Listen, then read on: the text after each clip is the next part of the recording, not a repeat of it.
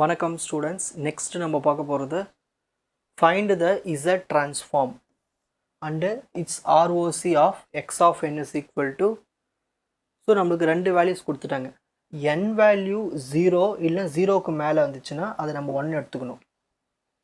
n value 0க்கு கீழே negative வந்துச்சுன்னா 3 power n எடுத்துக்கணும்.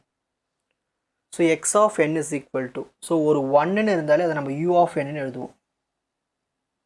எப்போ ஒரு பாசிட்டிவ் வேல்யூஸ்க்கு இதெல்லாம் ஃபார்மேட். ஓகேங்களா? இப்போது நெக்ஸ்ட் இருக்குது 3 power n இருக்குது. இது வந்து ஒரு நெகட்டிவ் வேல்யூஸ். ஸோ நெகட்டிவில் போகும்போது u of -n -1. பாருங்கள், நம்பர் லைனில் 0லேருந்து +∞ வரைக்கும் இது வந்து நம்ம u of n எடுத்துப்போம். -∞ நெகட்டிவ் வேல்யூஸ் எல்லாமே u of -n -1 எடுத்துப்போம். ஓகேங்களா? இங்கே 1 இருக்குது. 1 into u of n plus அடுத்தது இது லெஸ் தென் 0 தானே, அப்போது u of -n -1 இருக்குது. இது இன்ட்டு இது 3 power n into u of -n -1. இப்போது நம்ம தனித்தனியாக சால்வ் பண்ண போகிறோம். ஸோ ஃபஸ்ட்டு ஒரு u of nக்கு z ட்ரான்ஸ்ஃபார்ம் எடுத்தால் என்ன ஃபார்முலா? 1/1 - z inverse. அதுக்கு ROC வேல்யூ எப்பயுமே என்னவாக இருக்கும்? 1 விட கிரேட்டராக தான் இருக்கும். நெக்ஸ்ட் இப்போ அடுத்தது இது 3 power n இருக்குல்ல, இது a power n ஃபார்முலா இருக்குது. a power n u of -n -1. So இது ஒரு ஃபார்முலா. ஸோ இந்த மாதிரி இருந்துச்சுன்னா அது z ட்ரான்ஸ்ஃபார்ம் எடுத்தால் என்ன வரும்? -1/1 - az இன்வர்ஸ்னு வரும். அதே மாதிரி இதில் இருக்கிற இந்த a வேல்யூ வந்து z விட சின்ன வேல்யூவாக தான் இருக்கும். ஏன்னா ஏன் அப்படி இருக்குன்னா இங்கே a power n மாதிரி ப்ளஸ் வேல்யூஸ் இருக்குது. அதாவது உள்ள நெகட்டிவ் பார்ட்டாக இருந்துச்சுன்னா லெஸ் தென் ஏன்னு வரும். இதெல்லாம் ஃபார்முலா. சரி, இது அப்படியே இங்கே இதுக்கேற்ற மாதிரி மாற்றுவோம்.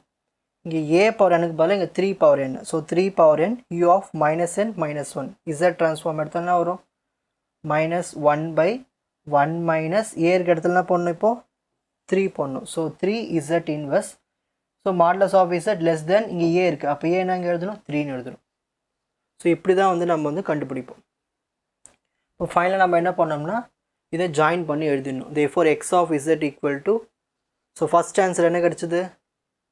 1/1 - z இன்வர்ஸ். செகண்ட் ஆன்சர் என்ன கிடச்சிருக்கு? -1/1 - 3z இன்வர்ஸ். அதை எடுத்து எழுதணும். இப்போ ரீஜன் ஆஃப் கன்வர்ஜென்ஸ் பார்க்கணும். ஃபஸ்ட்டு ரீஜன் ஆஃப் கன்வர்ஜென்ஸ் என்ன ஆன்சர் கிடச்சிருக்கு?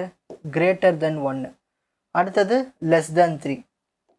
ஸோ ஃபஸ்ட்டு ரெண்டுத்தையும் இப்படி தனித்தனியாக எழுதிருங்க. இப்போ சேர்த்து எழுத போகிறோம். ஸோ கிரேட்டர் தென் 1 என்னது? 1க்கு மேலே. லெஸ் தென் 3 என்னது? 3க்குள்ளே. அப்போது 1லேருந்து 3க்குள்ளே தானே இருக்க போகுது அந்த ROC. இப்போ 1 3ன்னு போட்டு Z சென்டரில் போட்டால் முடிஞ்சு போச்சு. ஸோ இப்படி தான் ROC நம்ம எழுதணும். இப்போது ஸ்க்ரீன்ஷாட் டைம்.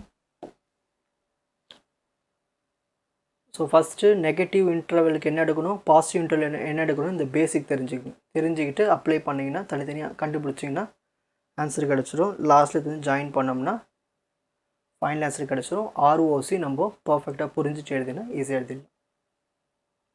உங்களுக்கு இந்த கண்டென்ட் ஈஸியாக புரிஞ்சிருக்கும்னு நினைக்கிறேன். வாட்ச் அதர் எபிசோட்ஸ் இன் த appropriate playlist. Fuji silver academy strength success directive. வணக்கம்.